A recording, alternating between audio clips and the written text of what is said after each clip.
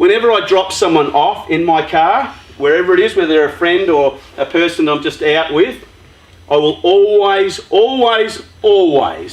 wait until they're inside. One of the reasons for that is, one, I want to know that they're safe, and two, I've had people who have been attacked in their driveway when I've seen certain things. There are weirdos out there. So you're just saying, you know what, I'm going to respect you enough to just hang out for a couple of minutes and just make sure you're all good. You might have forgotten your keys. There could be all kinds of issues. You might pass out, because you've had a few too many cordials, as he's trying to step up the stairs and nose plant into the decking, and it's all bad at that point, So I've seen it. I've seen people stumble upstairs and I'm like, oh, that's all bad, And I don't sit in my car laughing, go, video that, dude. I jump out of the car and go make sure that person is cool. All right? So, a couple of things. And just in sort of closing, what Darcy said there about and Taylor about the whole don't get on your phone, it just shows you if you're not a conversationalist kind of person, try and do some research beforehand of what the person that you're going out for dinner with might be interested in. And it's not usually your friends on Facebook or the Snapchat or the Instagram or the swipe left or swipe right, who you decided to choose, right, that night. So those sorts of things, chivalry is important. It really is important. It honours you, and it actually builds respect in you as a guy in women's eyes. Now, here's the thing. You do not use chivalry as a way to score, right? It is about being a person of honour, and it's about being a person of integrity. It's about somebody who wants to be that kind of gentleman and ladies, don't mock a guy if he does that and go, I can open my own door. Just let them do it. Wouldn't it feel amazing if a guy came to your door, picked you up, opened the door of your car? Oh, goodness me, that one kills me. All right? Please, guys, please, open the car door for the lady. Why? Because it's nice, it's polite. It's respect. Yeah. It's just taking a moment so you know she's sweet. So she's sweet. Exactly right. She's in. You might have to help her in, and it's all good, Hey, Not that you do it for that motive, but the reality is, it's good to suss her out, make sure she's good. And ladies, let the guy do it, for goodness sake. If you're awkward, get over yourself about that. Let the guy be a guy of honour. I think more and more these days that men have forgotten what it is to be men.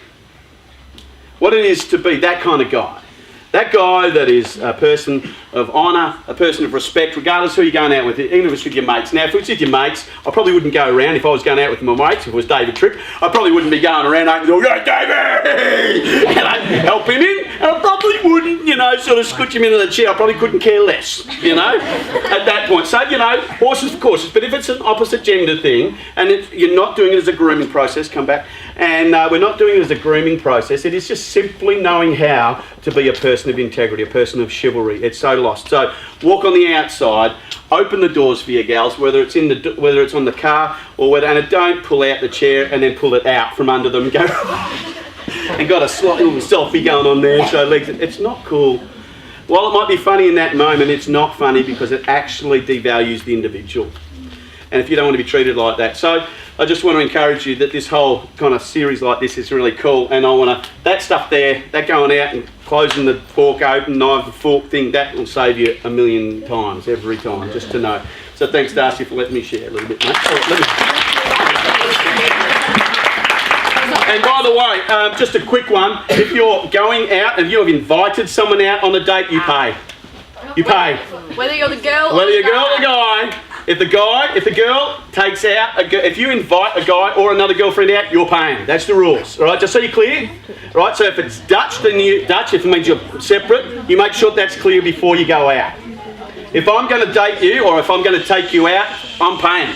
All my team know that. If I take them out, they don't even have to get their wallet out. The nice thing to do is pretend. You know I'm paying, all right? So that's just how it is. It's just those sorts of things, yes? Like tipping. I had no idea how to tip. Yeah. So a quick one in tipping. They sort of say 10%, but if your bill is $1,000, they're getting $10. You know, so that's 1%. You know, so it's just coins, a few little moments like that. It's just a sense of respect. I wouldn't. It's big in the States, not so big here, but some of the people love that little idea. If you guys are self-conscious about guys opening doors, just to know in fact, my dad does it for me. Yeah, love it. It's a good thing to know. My dad. Yep. Door closed, another one. Okay. All right. So Back to you. quickly on the tipping thing, that's actually really lovely. In Australia, most of the tips, we're not like America. You don't have to tip if you don't want to. It's a beautiful thing, and please tip your waitresses and your waiters. They work really hard. But it's always, if you feel like you have beautiful service, make sure you do leave a tip. It's a really nice thing to do, but don't feel overly obligated to. And it doesn't have to be anything extravagant either. It's just if you feel like you should leave a couple of dollars. It's a really sweet thing to do. The way I want to wrap it up, whoever feels socially awkward in any situation, whoever gets social anxiety about a lot of situations. Okay.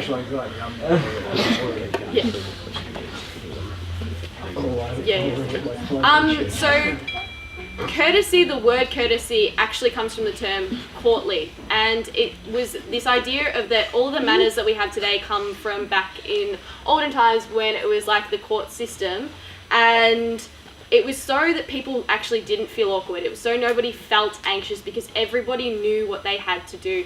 Gentlemen knew that when a woman walked into a room back then, you used to have to stand up and you used to bow. Thank God we don't do that anymore. It's just ridiculous. So we've kind of modernized things, but it's almost like now we've modernized so much that no one's really sure. It's all very grey. No one's really sure of the rules. So what the point of tonight was just to clarify some stuff for you. If you do have questions, we're going to have a moment in a second where please do ask away. But that's why we wanted to do this series, because we'd hate for anyone in this room to feel socially awkward or anxious about anything that they didn't need to. That's one of the things that we want you to experience everything in life, everything from the huck and hold to the business breakfast. There's such parallel events that we run here, but they're such beautiful events in their own way. So that's why we're doing this night, because it is scary when you're starting off and you're going out to your first party or whatever it is, and we want you guys to be comfortable in your own skin. If you're not sure about something, feel free to ask one of our team. It's never something that we're going to mind in the least. Yeah. So it's just all about being comfortable in your own skin and trying to shed a little bit of light on, debunk some of the myths. It's really not that hard once you know it, but until you know it, you can't be expected to. And another thing, if you see someone making some of the mistakes that we kind of pointed out to you tonight, that's not an opportunity for you then to turn around to them and say, you're doing it wrong. Take a moment to be the bigger person and educate them. Because that's all we're doing here tonight, is just hoping to pass on a little bit of education to you guys and a little bit of fun. Maybe take some of this stuff home and set up the table for your parents or for your friends, or do a big dinner or something like that and try and twirl pasta. So yeah, so that was the point of tonight, and I hope you guys loved it. Yeah, good job. Any questions about anything? I know that whole smart casual thing, every time I get an invitation, I look for what the dress code is, and then I still ask, what does that even mean? You know, and I ask someone and they'll get it wrong, and I get it wrong, we rock up and we're wrong. So, you know, that sort of thing, that dress code thing is a real killer. We'll put that up on the Facebook page so you can have a bit of a play with that, and of course you can always message Darcy and ask some questions, all the team. Any questions around any of the stuff we sort of looked at tonight? Ladies, let me get an indicator. Oh, okay. What about, I just had a thought then, if you're at a party that serves like things on trays, so that's either canapes, hors d'oeuvres, or just basically things on trays. And like you're really hungry, do you chase the people? No. Honestly, do you chase them? Yes. Yeah. Alright. They come round to everyone. When they come round to your little circly bit, just wait for the people to eat. Then grab your thing, okay? And if you miss out, they'll come back and give you more. So that was just one thing I forgot. And also, do not put your rubbish back on a plate that's still got food on it. And don't ask them if you can, because waiters will be too polite to say no that you can't. Even though if you put a dirty thing back on that plate, they can't keep serving it to everyone else for hygiene reasons. They have to go, and they either have to throw half that food out, or they at least have to go back to the kitchen, clean that plate, and you've just like annoyed 20 people that were waiting for like the really good shrimp to come along, okay? So shrimp or whatever it was. So don't ever put something like a napkin or anything, or like a little toothpick back on the tray. I'm so learning. there's some things I do chase the waiters around, because there's never enough on those little platters, and some of it's crap, and so I choose the ones I want. I did that the other night, whoops, So for you guys, if you're going out, ladies, how many of you would love it if a chap actually came to your door if he picked you up? How many would you actually love that? So that's resounding, guys. Get a heads up on that one. Chaps, how would you like to practice being a little bit more chivalrous? That would be cool. What we're going to do is on our Facebook page, we're going to load some stuff. Now, for me, when I was growing up, my mum used to take me out every Wednesday night to the Chateau Wayuna down here on, whatever you call that is, Swansea Road there, yeah? And I used to say to her, Mum, why do we go out every Wednesday night? She goes, I'm going to teach you what it is to go out for dinner. Not dating, just go out for dinner. I'm going to show you how to use a knife and fork. I'm going to show you how to use a spoon. And when you're using your soup, don't pick the bowl up, and do that at the end of it, right? Soup is always, by the way, the soup is always away. You always take it from the back of the bowl. Why? The idea is the soup is hot, and by the time you get it to the back of the bowl, it's cooler. And so you don't splash yourself too. Well, you don't. What are you doing in your soup, dude? Just saying. All right, yeah, just. So guys, I hope that's in part of this. I know some of the stuff we talk about in this whole series, So You Think You Can, is kind of we wanted to do something, and Darcy came to me the other day and she said to me, this is what I really wanted to help people understand. And I go, oh, if you could just talk about that whole clothing thing, what to wear, when you don't know what to wear, that would help me out, because I never know what that, and especially trends change. And so what I would have thought was not smart casual is now smart casual, and so the guys were educating me. So it's just important, if you don't know, ask. If you can get us on Facebook, you can have a look. Any other questions about awkward moments? Yep. Well, with the dress code thing, if you don't know what it is, you can search it up on the internet. Oh yeah, I get lost on the internet because everyone's got a different idea. Yeah, be careful with that one. Definitely it's worth it. Like, I grabbed obviously those pictures offline and didn't make them myself. Definitely do look online. Sometimes Australia is very laid back compared to, say, America and England or the UK or Europe in our etiquette styles. So what it might say online might actually be more formal than what it is. We're quite relaxed as a nation. If you look up travelling to Australia, I actually looked this up today, it mentions that Australians are very laid back and more likely to be invited to a barbecue than you are to a ball.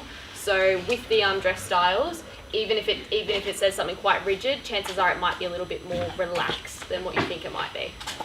Yeah, good stuff. All right, we've run out of time for packs tonight, so we're going to give the guys a few moments just to get the supper.